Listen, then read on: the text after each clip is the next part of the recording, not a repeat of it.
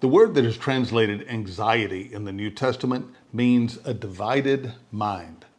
You know what that's like. You're trying to focus on a task and you're trying to get something done, and then all of a sudden your mind goes to some problem that you have. And so you're thinking about the problem for a minute, and then you go, no, wait a minute, I need to get back to this thing I need to get done. And then in a few minutes, you're thinking about what the need is, and you're going, what am I going to do? And then, no, I need to think about this task. And then, but what happens if this happens? And your mind is divided, and you're going back and forth.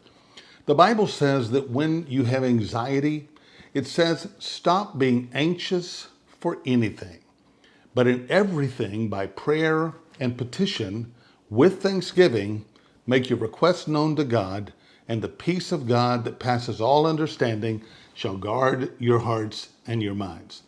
So God says when your mind is being divided by whatever it is, then instead of worrying about it, he says, pray about it. Bring it to me. Tell me about it. But he's not asking you to do that so he might be informed. He wants you to give it to him, to ask him to meet the need, to change that heart, to handle that situation. And then he says, when you pray, pray with thanksgiving. Now that is the key. That's the key. Because when you pray with thanksgiving, it means, Lord, I'm giving this to you. Now, thank you that you've taken it. And thanksgiving is the language of faith.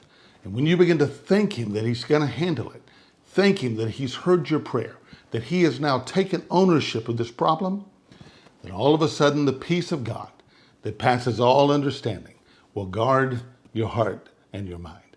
And so, remember, Jesus Christ is Lord over your circumstances. So be encouraged.